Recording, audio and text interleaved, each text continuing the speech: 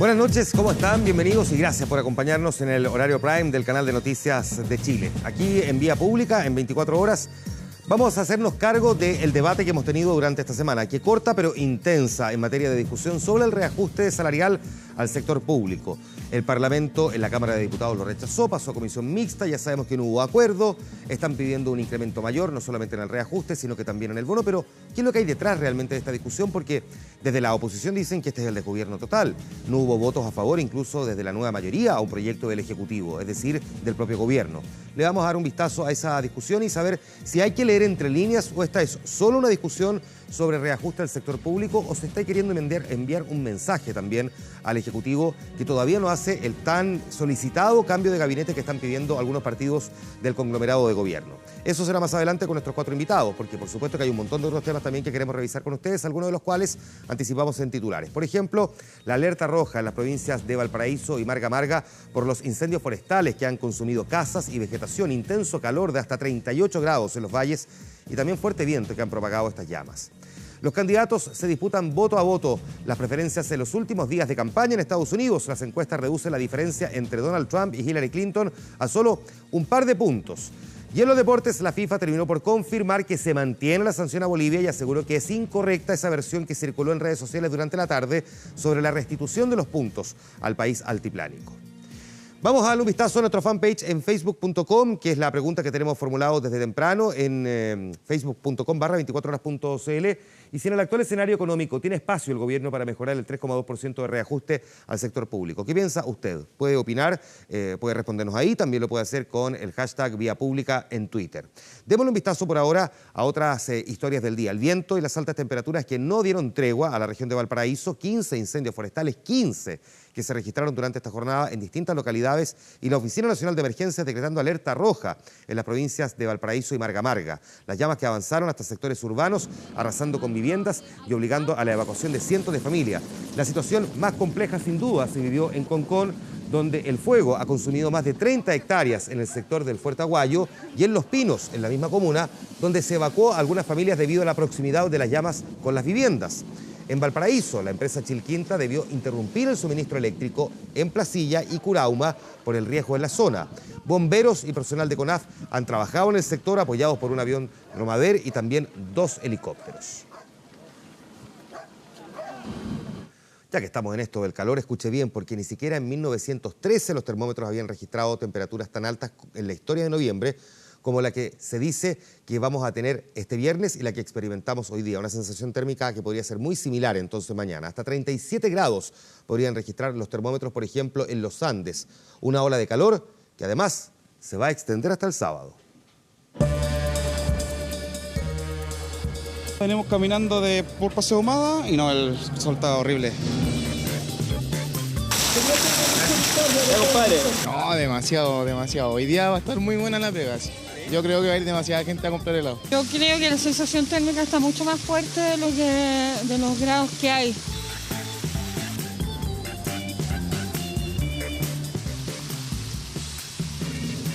¿Más fresca? Sí.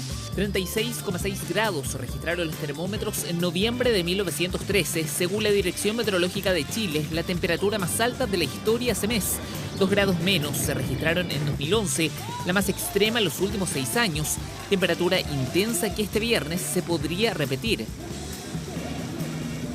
Los valles interiores son los más afectados, principalmente los valles de la quinta región. Entonces, el sector de los Andes, Yayay. Mañana sí esperamos 37 grados como máxima y acá en la metropolitana entre 32 a 34 grados. No me digas que yo soy hipertensa y tengo que salir. Yo tengo que salir, así que a portiguar el calor con una buena vestimenta, algo más claro. Una ola de calor que partió este jueves y se extenderá hasta el sábado. Según la alerta de la Dirección Meteorológica de Chile, desde Coquimbo al Maule, esta jornada en Pudahuel y Santiago la máxima registró 31,8 grados. Mucho calor. ¿De dónde vienes caminando? De República. Sensación como que estuviera al lado de una estufa. Agüita helada, mineral helada. ¿Cuánto, por ejemplo, te puedes vender en un día? 10 displays, 5 displays. Igual es bueno, arriba de 30.000 pesos.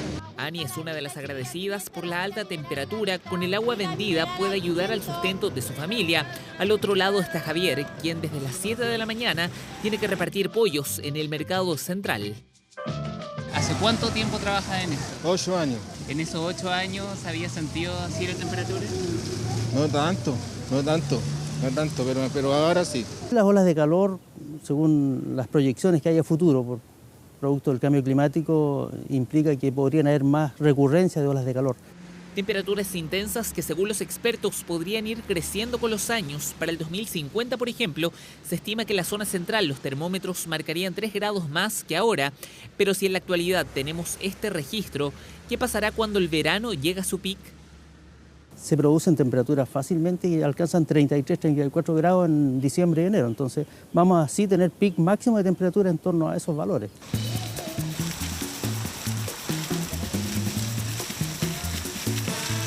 ¿Un poco más fresco? Sí, más fresco, más relajado. Altas temperaturas que tras esta ola de calor debería volver a subir la próxima semana. Según la Dirección Meteorológica, este lunes se registrarían 27, 28 grados. De ahí los termómetros volverían a escalar. Luego de 4 horas de reunión, la mesa directiva del Partido Socialista decidió posponer finalmente el Comité Central hasta el 26 de noviembre. El tema a tratar será solo el escenario presidencial. Luego de que la timonel del partido, Isabel Allende, declinara ser candidata a la moneda, tanto ella como otros militantes pidieron suspender la cita, que era este sábado, debido a que se requería mucho análisis para realizar definiciones, lo que finalmente fue aceptado. De esta manera, la mesa, a la espera de la ratificación de la Comisión Política de este lunes, se reuniría con todos los precandidatos interesados de la nueva mayoría para tener ideas claras en la instancia partidaria que se va a desarrollar en 2 semanas. Hasta el momento, los interesados de la colectividad en ser candidatos son Fernando Atria, José Miguel Insulza y Ricardo Lagos, que tiene además, recordemos, doble militancia porque no solamente es del Partido Socialista, sino que también del PPD. Vamos a dar estas semanas para discutir esos ejes programáticos, para conversar también con los eventuales precandidatos, sin ningún límite, digamos, a excepción de que no vamos a invitar a Sebastián Piñera a la Comisión Política. Y después de eso, el Pleno del Comité Central decidirá cómo resuelve. Si resuelve con un mecanismo democrático, si resuelve con una decisión que tome ahí, en cualquier liderazgo dentro de la nueva mayoría que tenga apoyo ciudadano. Por supuesto que es bienvenido. ¿Y eso incluye a todos los candidatos, incluyendo a Alejandro Guille? Por supuesto, todos los candidatos pueden libremente dialogar con el Partido Socialista, si eso es obvio. Somos un partido muy democrático. Para este 4 de noviembre, diversos gremios y la agrupación No Más AFP convocaron por primera vez a una paralización, un llamado que se va a sumar esta vez a las instituciones ya movilizadas por las diferencias en la negociación del reajuste fiscal.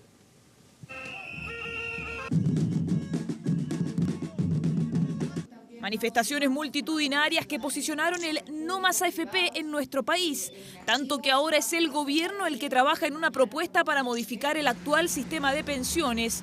Sin embargo, para los convocantes, las 3 marchas no fueron suficientes. Nosotros estamos llamando efectivamente a paralizar Chile, a ejercitar un derecho fundamental, a que la ciudadanía se empodere. Una convocatoria en la que además se ha instruido detalladamente a la población a través de un díptico. Eso mientras se pretende hacer un llamado a la clase política para que respondan a la petición de un sistema de reparto solidario. Demanda en la que, según dicen los organizadores, el gobierno no respondió en los plazos comprometidos. Algo ha sido destacado por los ciudadanos y en general por el conjunto del país, es el carácter pacífico. Yo no creo que los chilenos quieran, por más legítima que sea la causa, insisto, causa que nosotros compartimos, ver perturbada su vida cotidiana. Siempre la huelga ha generado daño en todo el mundo, pero las huelgas también han servido para que las sociedades avancen. Llamado al que varias organizaciones ya se han sumado, algunos eso sí, como el Colegio de Profesores, con turnos éticos. Pedir disculpas. Sabemos que esto afecta, este es un tema que causa estragos dentro del magisterio. Nosotros somos un gremio que está constituido fundamentalmente por mujeres, entonces ellas tienen un doble castigo. No un llamado al caos, sino que al contrario, un llamado a la rebelión ante una injusticia que durante décadas ha azotado a nosotros, a nuestros padres, a nuestros abuelos.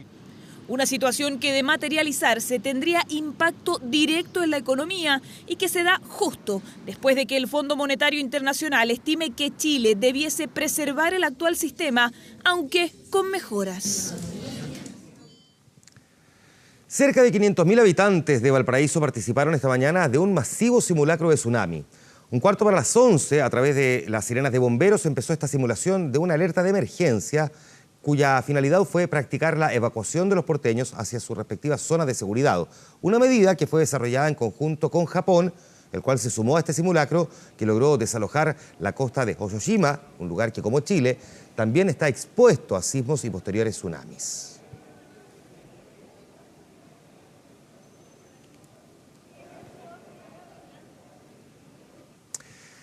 Vamos a ir a nuestra pausa comercial. Podemos revisar nuestro fanpage en facebook.com. Tenemos ahí una pregunta que es parte de lo que vamos a conversar más adelante con el panel de invitados que tenemos en facebook.com/24horas.cl. Le preguntamos si en el actual escenario económico tiene espacio el gobierno para mejorar el 3,2% de reajuste del sector público.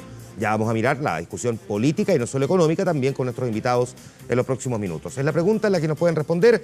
Nos pueden comentar también en Twitter con el hashtag Vía Pública. Vamos a la pausa, volvemos al tiro.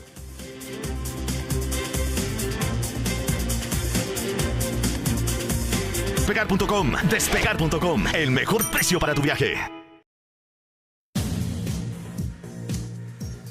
Quedan apenas 5 días y la carrera presidencial en Estados Unidos entre estos dos personajes está ya en su etapa crucial. Los últimos sondeos favorecen a Hillary Clinton solo por 2 puntos sobre Donald Trump. Es el margen de error.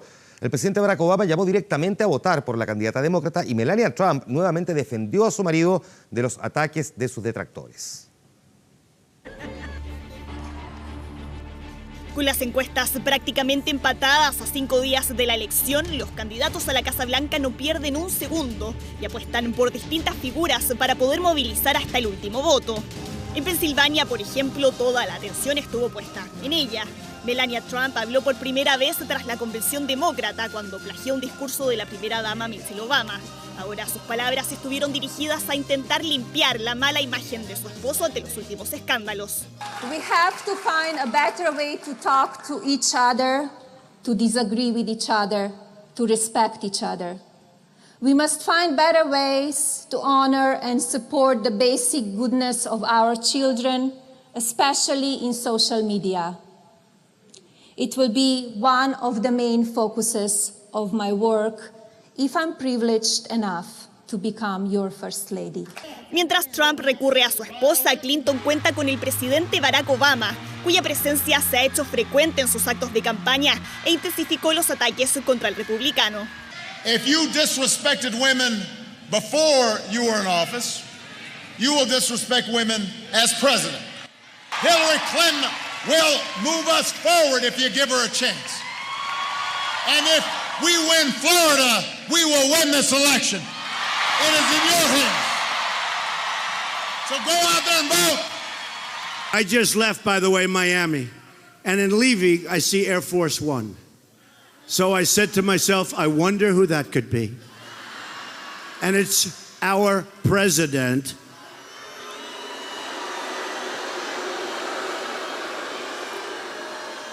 And he's down here campaigning for crooked Hillary. Why isn't he back in the White House bringing our jobs back and helping our veterans? Imagine it is January 20th, 2017. And imagine it is Donald Trump standing in front of the Capitol. If Donald Trump were to win this election, we would have a commander-in-chief who is completely out of his depth and whose ideas are incredibly dangerous. Hoy una nueva encuesta del New York Times y CBS le dio a Hillary Clinton un 46% y a Donald Trump un 44% de las preferencias. La media de los sondeos publicados por Real Clear Politics muestra que la ventaja de Clinton a nivel nacional bajó de 4 puntos a menos de 2 en comparación con la semana pasada. Por eso los candidatos están centrando sus actividades en Florida, un estado con un peso electoral decisivo que podría marcar el futuro de esta elección.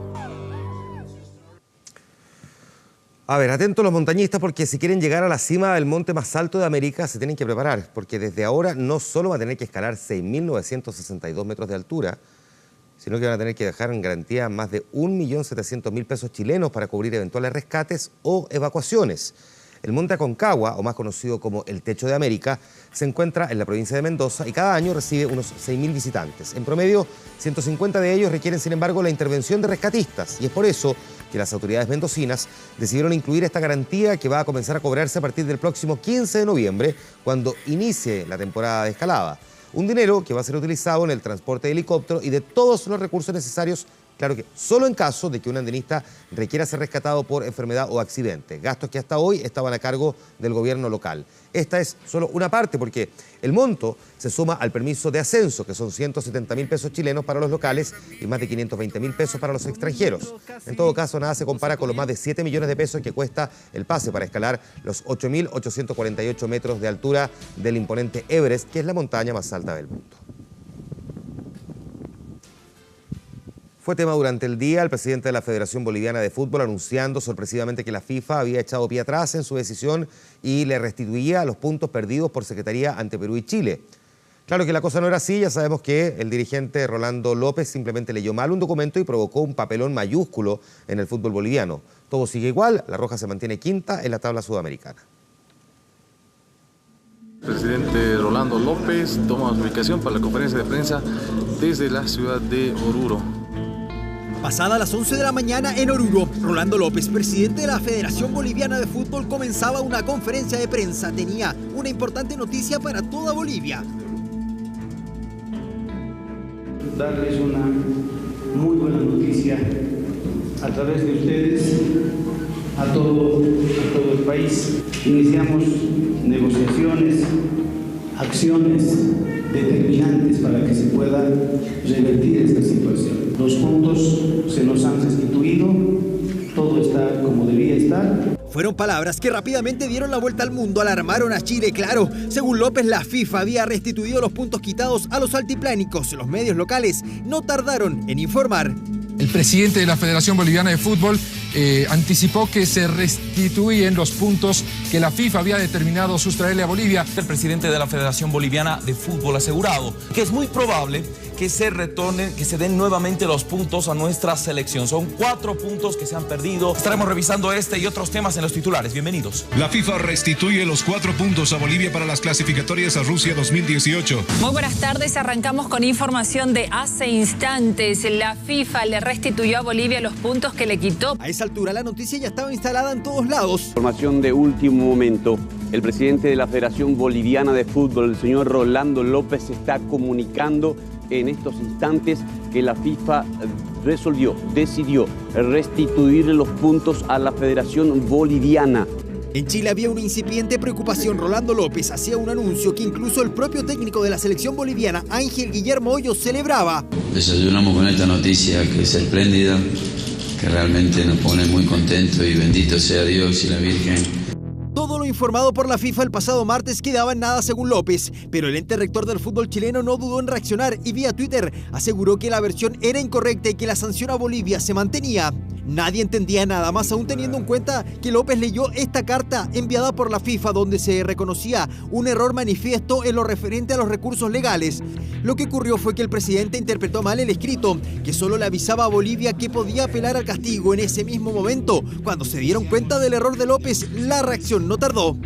Hoy lo que hizo Rolando López de verdad no tiene perdón. No tiene perdón, que hemos quedado pero ridiculizados a nivel mundial, otra vez. No podemos estar pasando este tipo de papelones. Tienen que irse todos, de verdad que tienen que irse todos.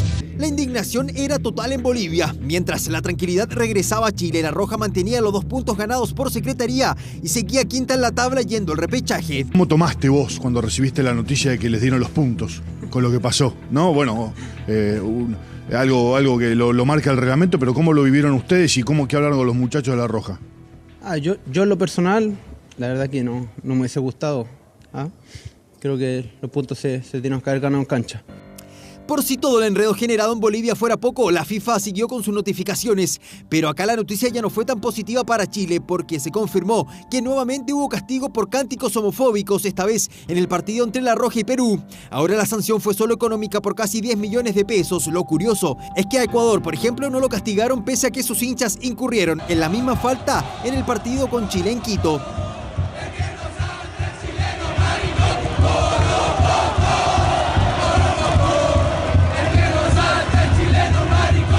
Día movido para la selección chilena, pero más movido para los bolivianos que fueron testigos de uno de los mayores. Ingreso después del fracaso del proyecto de reajuste al sector público. Vimos que hoy día continuó el paro de los empleados fiscales. La Asociación Nacional de Empleados, la ANEF, llamó a más diálogo. La presidenta dijo que el Ejecutivo ha hecho la mejor propuesta posible. Si lo miramos a nivel político, bueno, mañana se van a reanudar las reuniones entre el gobierno y la nueva mayoría, incluida la democracia cristiana. Venimos de Colombia y para poder ejercer nuestras profesiones tenemos que venir aquí al Ministerio de Relaciones Exteriores a hacer el reconocimiento de títulos. Nos encontramos con que estaban en paro. Y siguió el paro porque no hubo acuerdo ni menos los votos, ni siquiera 1,97 en contra, 12 abstenciones y 0 a favor obtuvo este miércoles el proyecto de reajuste al sector público propuesto por el gobierno. Una de las mayores derrotas del Ejecutivo en el Parlamento y que reafirmó las convicciones de los empleados fiscales. En el Parlamento, 0 votos a un proyecto de reajuste que es de un 3,2%, que en plata significa alrededor de 1.500 a 2.000 pesos en un sueldo promedio. Una inédita votación en el Congreso sin el respaldo de ningún diputado oficialista, reflejo de la tensión entre la nueva mayoría y el gobierno, especialmente con el equipo político de ministros. Llama mucho la atención cómo la nueva mayoría trata a la presidenta Bachelet.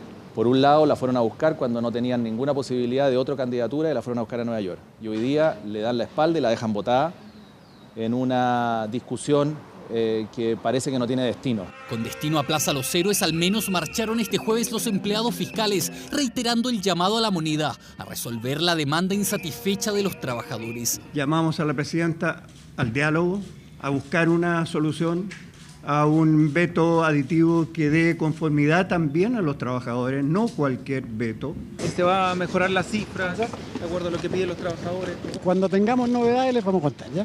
Hermetismo de parte del guardián de la billetera fiscal, mientras la presidenta tomó tiempo en Huechuraba para entrar en el debate por el reajuste. El gobierno ha hecho la mejor propuesta posible para mejorar los salarios del sector público, una propuesta que dentro de la situación económica que estamos viviendo, creemos que es importante que haya un reajuste para los trabajadores y trabajadoras y a la vez ser responsable con nuestra economía.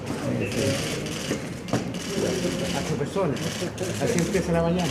Tras pie en el Congreso, justo en la antesala de esta fotografía, reunión de todos los presidentes de la nueva mayoría, que terminó con el primer gesto de acercamiento entre la DC y el gobierno, esto luego del congelamiento de las relaciones, anunciado la semana pasada por el partido que encabeza Carolina Goich. Bueno, yo creo que ya está descongelado como se ve aquí. A nombre de la nueva mayoría, la presidenta de la Falange entregó al ministro del Interior, Mario Fernández, una propuesta para mejorar la coordinación política. Yo diría por 3 palabras, ¿no es cierto? Unidad, coordinación y priorización. Yo la entiendo como parte de un proceso que lo que apunta es hacer las cosas mejor, a establecer una agenda prioritaria, a tener un mecanismo de coordinación distinto. Un diálogo que seguirá reanudándose este viernes, cuando nueva mayoría y gobierno se sienten otra vez a la mesa en un comité político en La Moneda. Mientras tanto, afuera la ANEF se sumará a una nueva jornada de paro nacional. Invitados para conversar esta noche, Fuad Chahín, diputado de la DC y miembro de la Comisión de Hacienda de la Cámara. Gracias por estar aquí, bienvenido, buenas noches. Muchas gracias a ti, Juan Manuel. Marco Moreno, decano de la Facultad de Ciencias Políticas y Administración de la Universidad Central. Gracias, Marco, por estar aquí, bienvenido, buenas noches. Hola, Juan Manuel. Bárbara Briceño, cientista política, panelista y conductora de Radio El Conquistador. Hola. Gracias por estar aquí, bienvenida, buenas noches. Y también Ernesto Silva, diputado de la UDI, miembro de la Comisión de Hacienda de la Cámara. Gracias, diputado, por estar aquí, bienvenido, buenas noches. Gracias, Juan Manuel. Voy a comenzar con usted, diputado Chahín. Vamos a hablar primero del reajuste y después vamos a hablar de lo que está acompañando al momento del reajuste, que es esta discusión política, digamos que, como pareciera mal acompañamiento, viene de alguna manera a aguar o a agriar esta discusión. ¿Cuál es su convicción y cuál es la convicción de la nueva mayoría respecto de lo que hay que hacer con el reajuste? Como para tenerlo claro, respecto de lo que propone el gobierno y lo que ustedes consideran. Usted y lo que considera la nueva mayoría. Bueno, nosotros como Democracia Cristiana hemos sido muy claros en que aquí hubo un problema primero de capacidad política de buscar entendimiento. A nosotros se nos notifica el día lunes que entra con discusión inmediata el martes del proyecto de reajuste del sector público, que entra sin acuerdo con la mesa del sector público y donde no hay ningún margen para poder mejorar el guarismo y en ese momento tampoco los bonos. Y bueno, no nos queda otra alternativa a nosotros que rechazar efectivamente la Cámara de Diputados, va al Senado, se reponen los guarismos. Y lo que nosotros le planteamos al ministro es algo muy concreto. Le hemos dicho, entendemos que estamos en un momento de contracción económica, pero lo que pedimos es que se distribuyan los recursos de otra manera. Y por eso los mismos recursos mejor distribuidos. A lo mejor va a ser necesario incorporar algunos recursos más. Nunca una discusión de reajuste ha salido con los mismos recursos del Congreso con los que entró, pero que por lo menos el mayor esfuerzo sea de redistribución. Y lo que nosotros planteamos fue muy sencillo: congelar el reajuste para todas las rentas sobre 4 millones de pesos líquidos. El gobierno entró con el proyecto en 6 millones, el congelamiento. Nosotros dijimos 4 millones, vamos en 4 millones y medio, todavía se puede hacer un esfuerzo mayor, creo yo. Por lo tanto, digamos el delta, lo que sobra ahí, se puede utilizar para mejorar bonos. Mejorar los bonos, en dos sentidos. Uno, en ampliar un poquito la cobertura, los ingresos medios. Hoy día el proyecto estaba solo hasta 770.000 pesos. En la comisión mixta el gobierno se abrió a ampliarlo con un bono más pequeño de 50.000 hasta los 900.000 pesos. Pero el problema que tenía esa propuesta es que no le entregaba un peso más a los 490.000 funcionarios públicos, casi medio millón de funcionarios públicos que ganan menos de 550.000 pesos. Y lo que nosotros hemos dicho que tenemos que apretarnos el cinturón los que ganamos más para poder mejorar, ya sea mediante el reajuste o el bono de término de conflicto, la remuneración o los ingresos de quienes reciben menos, particularmente este medio millón de funcionarios públicos que perciben menos de 550.000 pesos mensuales. Creo que esto perfectamente se podría haber evitado, evitar este paro que nos duele. Nosotros creemos que aquí hay un problema social y político y esto requiere de decisiones urgentes y por eso que podríamos haberlo resuelto esta semana si el gobierno se hubiese allanado a nuestra propuesta. Ahora, ¿cómo interpreta usted que ustedes lo rechazaron en la Cámara, pero el Senado no? Bueno, ese es un problema del Senado. Yo creo que efectivamente... Yo sé que es un problema del Senado, pero ¿cómo lo interpreta usted? No, interpretamos como que efectivamente ahí el Senado lo que hizo fue tratar de dar una señal de respaldo, digamos, al ministro de Hacienda, pero nosotros creemos que esa señal de respaldo lo único que termina haciendo es generando un problema político que termina debilitando al ministro, porque probablemente si tanto el Senado como la Cámara hubiésemos estado contestes en una propuesta que significara una mejor distribución de los mismos recursos, realmente podríamos haber resuelto ya esta semana o incluso la semana pasada. Lamentablemente el día jueves, cuando en nombre de la bancada de diputados de la Democracia Cristiana le hicimos esta propuesta, la respuesta del ministro fue un portazo de la misma sala, nos dijo que no había ninguna posibilidad de eso. Por eso que yo creo que el ministro de Hacienda, que es un gran economista y creo que ha tenido logros muy importantes como ministro de Hacienda, ha estado muy solo en la gestión política de este proyecto y él no tiene habilidades políticas y por eso que a mi juicio ha cometido tantos errores. Le hago la misma pregunta, diputado Silva. ¿Qué es lo que usted espera de este proyecto y qué es lo que espera su sector de este proyecto? Ya vamos a ir a la discusión política y digamos, este desaguisado, ¿no?, que hay desde el punto de vista de los entendimientos políticos con el gobierno, pero ¿qué es lo que espera usted de la propuesta y su sector político? A ver, yo lo primero que creo, Juan Manuel, es que acá, después de 2 años y medio de muchos desastres, donde se han gastado toda la plata, esa es la verdad, el gobierno se tiene que hacer cargo con su coalición de pagar un reajuste como este. Eso es lo primero. O sea, porque acá cuando hubo cambio de gobierno había recursos en Chile. El mismo gobierno se dedicó a decirlo durante la discusión de este ley de reajuste. Van más de 20 proyectos donde se han hecho mejoras a los funcionarios públicos en estos años, con recursos muy significativos a costa de otros temas. O sea, y por lo tanto acá, los que votaron por todas las reformas que le han hecho daño al país y que han hecho que haya menos recursos, que ahora se hagan cargo. Esa es la primera definición. Segundo, nosotros decidimos abstenernos en este proyecto porque nos parecía que acá hay una responsabilidad fiscal dentro de un marco razonable, eso está bien, y yo en eso tengo una opinión positiva, lo he hecho, pero acá también se está tratando de improvisar la política de recursos humanos como si la trataran de inventar sacando números de un sombrero. Se congela el reajuste en un monto, se congela en otro, lo cambiaron durante la comisión mixta ayer 3 veces, con una falta de seriedad en la manera de tratar un tema que requiere una revisión más de fondo que a mí me hace decir, acá, los que hicieron que el país esté como esté, y que bailaban por los parques con los mismos que gritan ahora en las tribunas, pidiendo que se hicieran todas estas reformas que han hecho daño, que ahora se hagan cargo de este reajuste. Esa fue la posición que nosotros planteamos y creemos que el Estado no va a disponer de muchos márgenes más de recursos para hacer cambios en este tema. Pero los parlamentarios de la nueva mayoría, que pidieron la reforma laboral, que pidieron la reforma constitucional, que se gastaron toda la plata en la reforma educacional como se planteó y en otros temas, que hoy día se hagan cargo de eso, apoyando al gobierno con la reforma que plantea. Si el gobierno eventualmente se abriera a incorporar más recursos a ese proyecto. Esto no es un problema para nosotros de más recursos. Yo en eso te quiero dar mi opinión personal, Juan Manuel. No, está bien, pero déjeme formular la pregunta. Sí. Si el gobierno incorporara más recursos, ¿ustedes votarían a favor? ¿Se volverían a abstener? ¿Cuál sería la posición? Nuestra mirada es estudiar los proyectos para poder fijar una posición. Yo te quiero decir que acá yo creo que no son más recursos los que están en condiciones de dar el país a los funcionarios públicos. Recordemos que acá, si tú miras la situación en el último periodo, tú tienes en ciertos niveles, no en todo, hoy día la situación de los funcionarios públicos que están en paro en una remuneración promedio mayor a los trabajadores del sector privado. Eso es una realidad que ha ido cambiando en el país.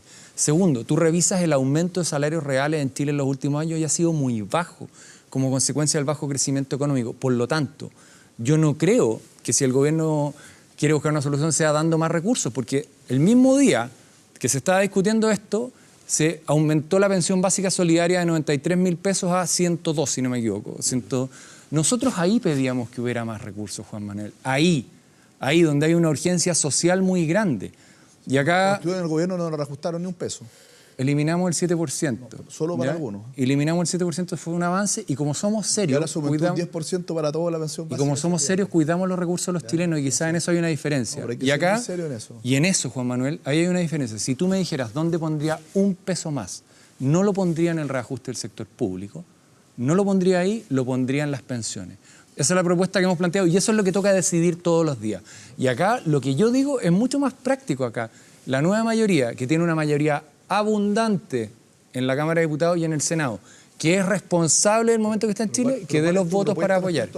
Sí.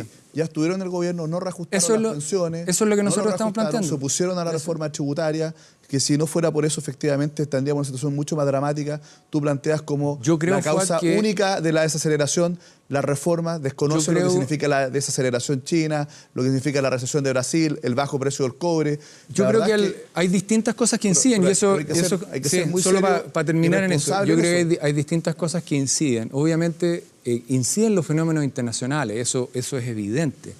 Lo que pasa es que puede haber un ejercicio distinto, que la nueva mayoría pretenda decir que lo que ha hecho en estos 2 años y medio de gobierno es neutro, como que diera lo mismo. No, ustedes critican el monto. Diputados, para que puedan intervenir los otros invitados también. Solo para terminar el punto, Juan Manuel. Solo para terminar el punto.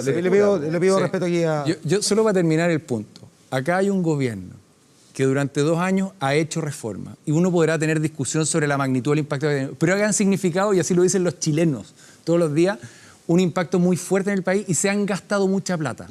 Resuelvan con sus votos y denle la cara al país del desastre. Bárbara Briceño, que está pidiendo la palabra hace rato. Sí, yo quería decir algo. Me llama la atención que hoy todos los dardos se enfoquen contra el ministro Valdés, siendo que el exministro, por ejemplo, para partir, con la reforma tributaria decía que alcanzaba para la reforma educacional, para mejorar las pensiones, para mejorar el sistema de salud.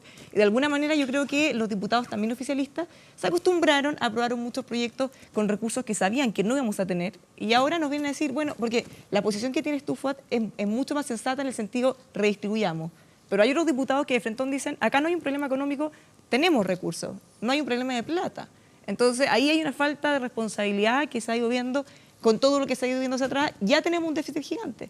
Respecto a la oposición, también llama la atención 2 cosas. Que se opongan, porque hace 2 años y medio, en cuanto tuvimos proyectos que el oficialismo ha estado aprobando y comprometiendo más y más recursos, ustedes siempre han tenido el fondo, el enfoque es más austeridad, más responsabilidad.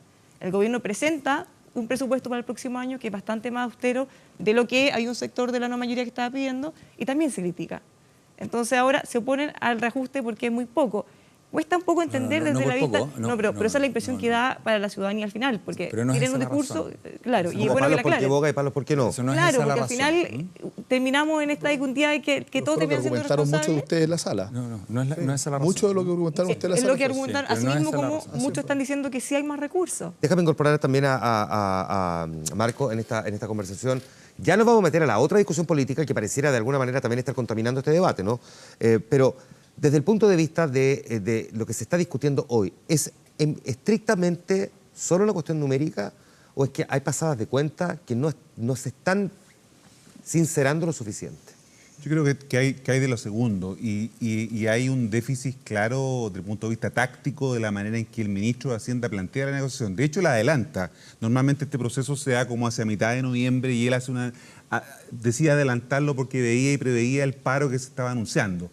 Evidencia claramente un inadecuado manejo político, ¿no? Hay un déficit serio de gestión política de él y sus asesores, porque claro, uno podría circunscribir la responsabilidad en él. Es cierto que el proceso lo lleva a él y aquí los otros ministros, el de Interior, el de la Secretaría de la Presidencia y el vocero, no tienen un rol muy, digamos, importante. Yo creo que se parte de la premisa equivocada de que para gobernar muchos piensan que basta con la intuición, con el olfato, con el manejo político, con la experiencia y la profesión para gobernar. Gobernar es mucho más complejo que eso. Y esto parece que el ministro no lo entiende con claridad, ¿no? El proceso de gobernar es muy complejo y pareciera ser que no está preparado para eso. Hay un déficit importante de gestión política. Claro, cuando se trata de discutir los números, puede ser que el ministro tenga un buen manejo desde el punto de vista técnico, pero hay un debe importante y un déficit claramente en la manera en que lo enfrentó políticamente. Dicho más en simple, haber ingresado a un proyecto sin haber tenido capacidad de al menos un margen de negociación y además estableciendo que tenía carácter de discusión inmediata, donde prácticamente el Parlamento debería haber actuado como buzón, para que se entienda en buen chileno. Ese es el error que se está entendiendo por parte del ministro de Hacienda. Ese es el error y queda palpablemente demostrado con la votación de los diputados, ¿no? No creo que no haya pasado nunca en la historia del retorno a la democracia esta situación en que todos los parlamentarios de la coalición oficialista votaran en contra del proyecto y los otros se abstuvieron. Eso da cuenta de que no hubo ninguna posibilidad, y lo decía el diputado Chaín, ningún acuerdo previo, no hubo trabajo prelegislativo sin duda.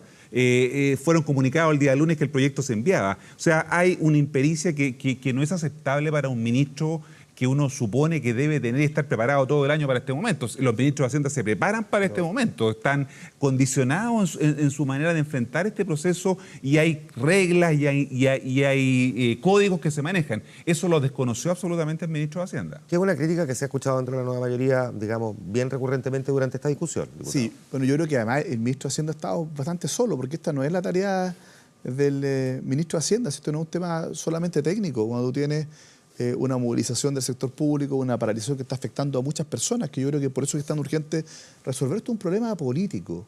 Y por lo tanto, él debió tener mucho más compañía política del ministro secretario general de la Presidencia. O sea, Nicolás Izaguirre. Pero por supuesto, yo creo que efectivamente yo vi muy solo al ministro de Hacienda, sino hasta el final recién aparecieron los demás ministros a acompañarlo cuando ya efectivamente había ocurrido el desastre. Entonces, yo sinceramente creo que aquí ha faltado coordinación, por eso que nosotros hemos exigido, y esto le da pleno sentido lo que planteaba la democracia cristiana.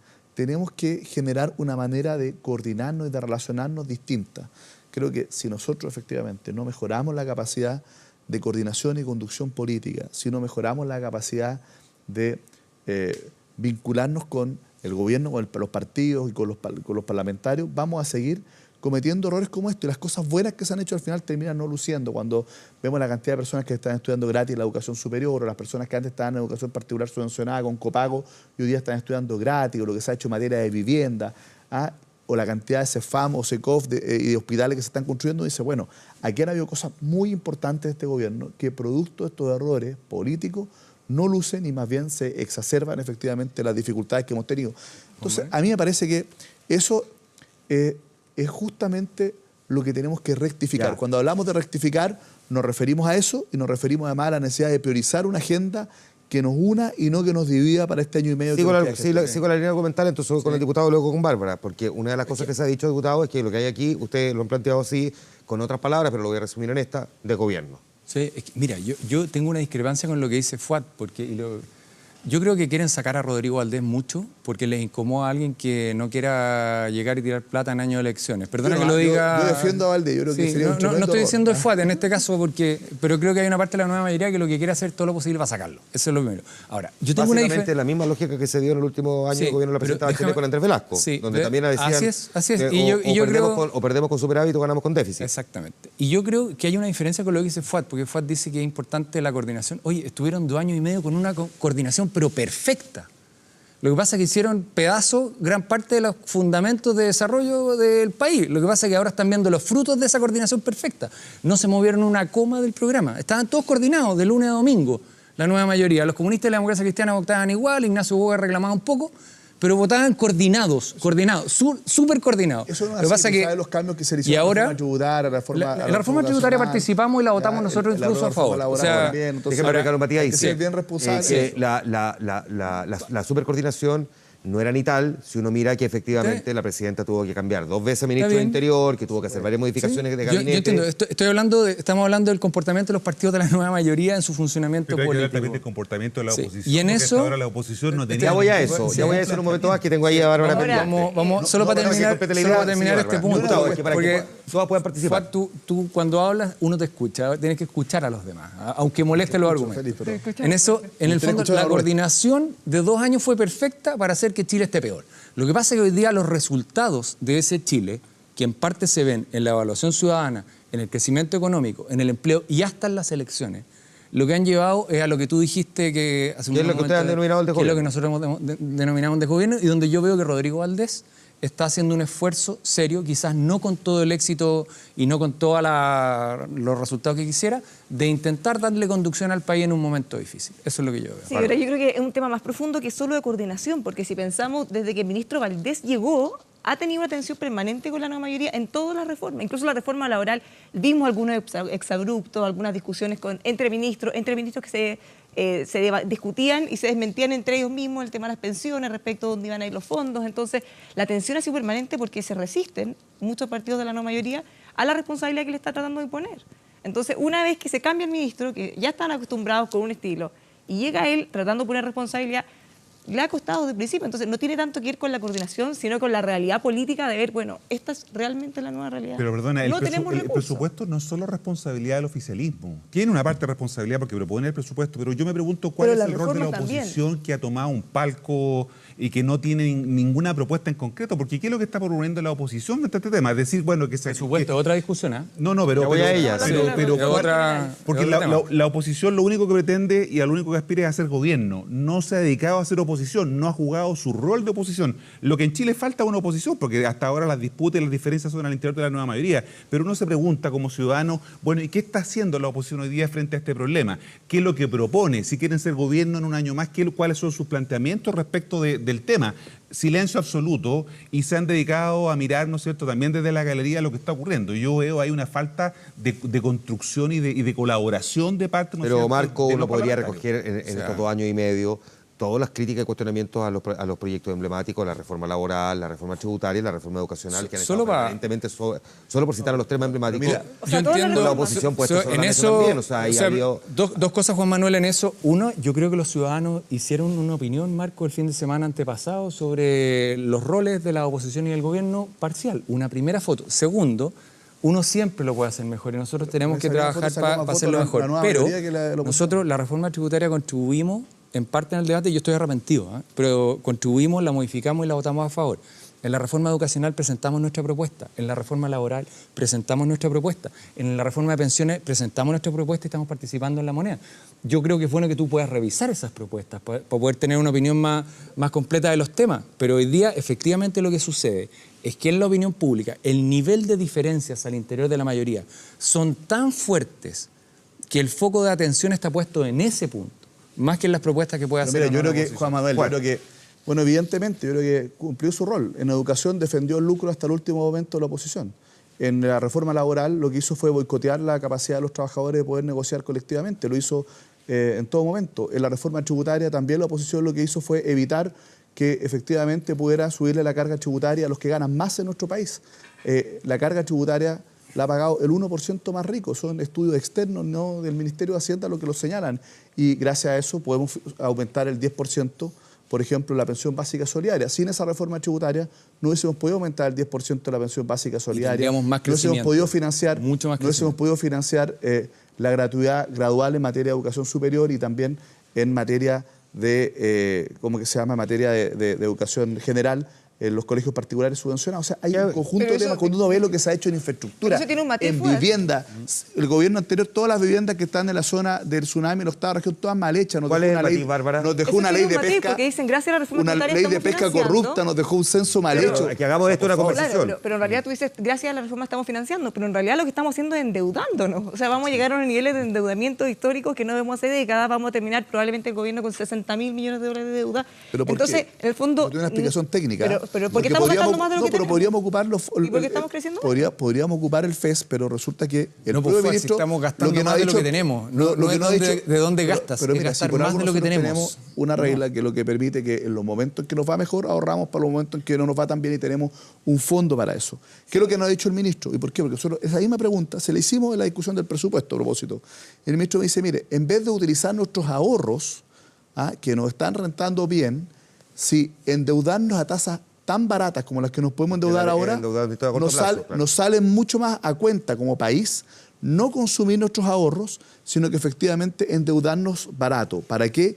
Para poder seguir avanzando, no solo en desarrollo económico y en crecimiento, sino que también en ir cerrando las brechas de desigualdad, en generar inversión, en generar políticas contracíclicas. Bueno, yo creo que eso es lo que tenemos que hacer y el gobierno en eso ha avanzado. Mira, y con Ernesto sí nos Bárbara y luego Marco. También hay otra razón, o sea, en este caso sí nos conviene porque tenemos que aprovechar que tenemos buenas tasas, pero también tenemos que pensar, y lo que me imagino está pensando el ministro, no estamos pasando por una crisis económica de proporciones como la que hemos tenido en años anteriores. Entonces, claramente, si nos gastamos los ahorros, no vamos a estar preparados por si en algún momento sí tenemos una crisis económica fuerte, como la que no tenemos ahora. Ahora estamos, si nosotros nos fijamos, estamos bajando todas las proyecciones, ha caído. Quizá podemos empezar a repuntar un poquito, pero estamos en un hoyo permanente de crecimiento de la mitad de lo que teníamos en los años anteriores, y no es producto de una crisis, sino de muchos factores que podrían llegar para quedarse, o quizás lo vamos mejorando. Marco, déjame sumar ahora el elemento que tengo hace rato pendiente. Toda esta discusión se da en momentos en que, además, la nueva mayoría, y particularmente un partido de la nueva mayoría, tiene relaciones tensas, suspendidas con el gobierno. La democracia cristiana no está manteniendo diálogo, salvo lo que va a pasar mañana, pero ya lo hemos visto, lo han notificado, y de hecho nadie de la nueva mayoría salió a decir, pero ¿cómo la democracia cristiana suspende el diálogo? Sino que más bien pareciera que al menos implícitamente lo respaldaron. ¿Cuánto de lo que está pasando en el Parlamento también es una pasada de cuenta por el no cambio de gabinete que varios sectores de la nueva mayoría le están pidiendo al presidente que todavía no hace? Bueno, yo creo que a la base también de la discusión está ese tema. Hay una dificultad que lo ha señalado la propia presidenta de un equipo político fundamentalmente que no está enfrentando adecuadamente este proceso. Efectivamente, la discusión sobre el reajuste también debería haber sido responsabilidad del equipo político y como decía, ha estado ausente de aquello.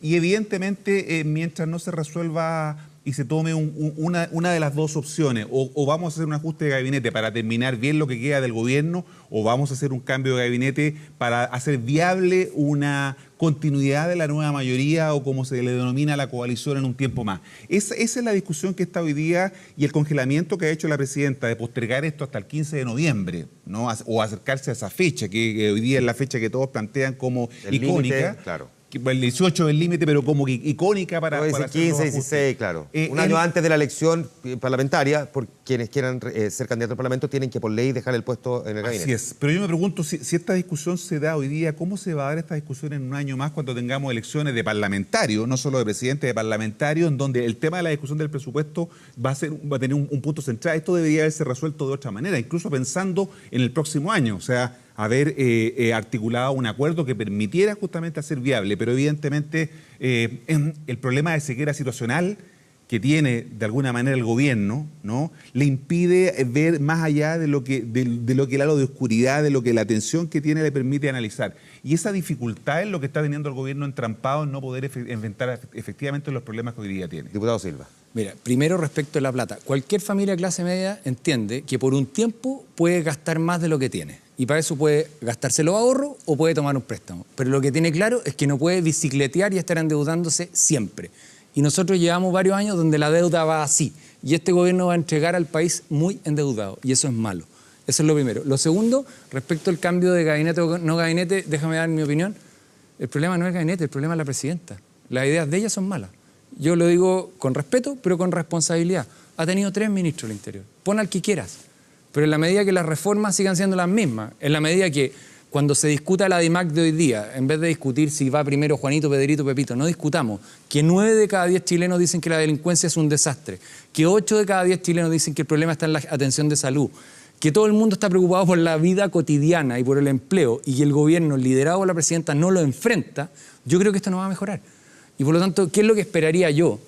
Cambio de gabinete, sí, fantástico, pero que la presidenta cambie de actitud. Y ese cambio de actitud significa decir, me hago cargo de las prioridades de los chilenos, que hoy día las están diciendo a gritos, en temas asociados a seguridad, a salud y a calidad de vida, especialmente empleo. Sí, pero mira, en esto yo creo que en eso igual hay que ser bien justos, ¿eh? Porque los dos aprobamos la ley corta antidelincuencia, que ha tenido buenos resultados en poco tiempo, y eso fue una prioridad gubernamental. Los dos aprobamos. Jorge Burgos estuvo muy bien en eso. El ministro del Interior, los dos, y bueno, sí, y también el Ministerio de Justicia, y lo sacamos adelante. Los dos aprobamos en la agenda de competitividad, que también ha sido muy importante, para poder tratar de ir reactivando nuestra economía. Entonces, esto como que si aquí esto nada le importara al gobierno, yo quiero decir que en el gobierno de Sebastián Piñera salieron 7.000 presos que estaban en las cárceles con la modificación de la ley 18.216 y con el indulto general. 7.000 presos de las cárceles, el que le iba a poner tranca a la puerta giratoria. El déficit fiscal partió en el gobierno de Sebastián Piñera y que no se ha podido cerrar. Perdona, lo que ese déficit se achicó. No, pero es que eso no es verdad. No, hay otras cosas que son ciertas. Eso no es verdad. Se achicó y después del terremoto. Y con terremoto se achicó FUAD. Esa es la realidad. Mira, hay una trayectoria, así que eso es así. Yo en eso, que la gente lo pueda ver y se informe responsablemente, porque eso no es así. Eso no es verdad. Uno de los compromisos era justamente de este gobierno es reducir el déficit y no ha sido capaz de hacerlo en los términos que lo había planteado, pero sí va en ese camino. Entonces, yo quiero señalar que efectivamente el propio gobierno hoy día, y una de las cosas que tenemos que hacer, además de mejorar la coordinación política, porque una cosa es mejorar la forma, el método, que está fallando, pero también ¿para qué?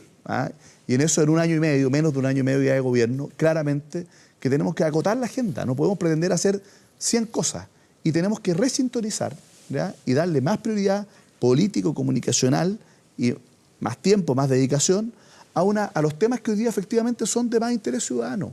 Resintonizar las prioridades del gobierno con las prioridades de la gente.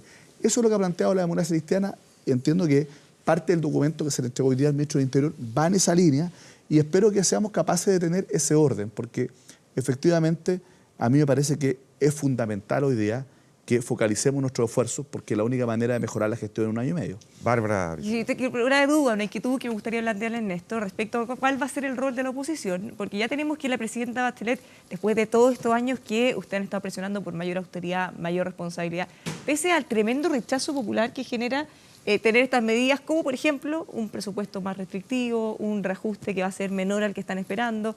¿Cuál va a ser el rol que van a tener ustedes? Porque al parecer, o por lo que hemos visto, la nueva mayoría no está muy de acuerdo con estas políticas. Que en el caso de ustedes, por dos temas. Uno, porque va en sintonía con lo que han pedido siempre. Y dos, porque eventualmente, si las encuestas siguieran como están y el expresidente Piñera volviera al gobierno... ¿Tu pregunta es por presupuesto o por...? En temas de gasto, de presupuesto... En eso, no sé si lo contesto, Juan Manuel. O sea, lo primero, a mí me parece que la ley de presupuesto en general está bien, con dos temas que no considero adecuados. El primero es que las prioridades de aumento de pensión básica solidaria creo que debieron ser mayores. Y nosotros lo que le vamos a pedir al gobierno es que reasigne, deje de gastar en algunos temas para que ese aumento sea mayor. Primera cosa. ¿Mayor que el 10%? Mayor que el 10%. Lo segundo, que nosotros vamos a pedir un compromiso mayor de cambio en el Sename. O sea, acá se le están dando unos poquitos pesos más y se necesita un cambio institucional mucho más fuerte y ojalá eso se arregle. Ahora, el país necesita mucho más que eso. La oposición puede aportar ideas y lo vamos a hacer como se lo comentaba Marco en los varios temas. Y lo más concreto es que ojalá que la presidenta se dedique en lo que queda de gobierno a ayudar, a que haya más trabajo. En eso la UDI va a ayudar en todo lo que sea necesario, pero no más trabajo en el sector público como lo ha hecho. Y mejorar la calidad de atención de los consultorios y de los hospitales para lograr que las personas se atiendan más dignamente. Esas son las primeras prioridades. Tiempo, llegamos justo a la hora de mirar ahí el reloj, estamos en el tiempo. Bárbara, muchas gracias por haber estado aquí en el programa. Primera vez que venía aquí Sí, pues, ojalá que no sea la última. No, por supuesto que no, por supuesto que no. Gracias, Marco, también por haber estado aquí. Diputado, muchísimas gracias. Lo mismo, diputado Chaín. Muchísimas gracias. Vamos a la pausa, pero nos queda todavía vía pública, volvemos de inmediato.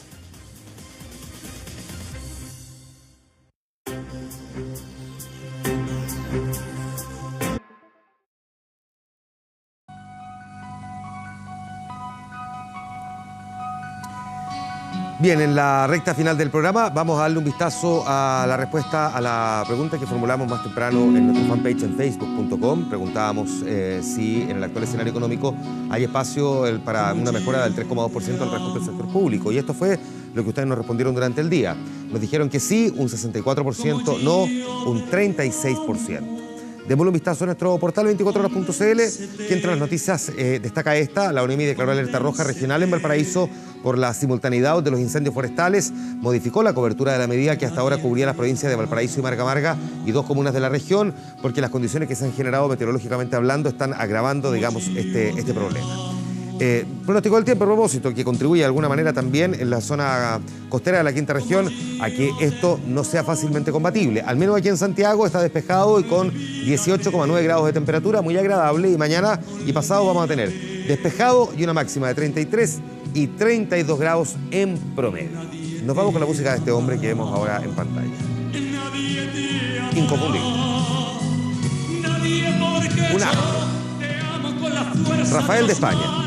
Dicen el verdadero creador de la balada romántica hispana, por lo menos contemporánea como lo conocemos. Un hombre que está cumpliendo 73 años y que, no voy a decir que sigue plenamente vigente en el mundo de la música, porque grandes nuevos éxitos no ha logrado imponer como sí lo hizo en tantas décadas anteriores, pero sigue haciendo presentaciones y de hecho está grabando un disco donde ha convocado a grandes compositores para publicarlo el próximo 25 de noviembre.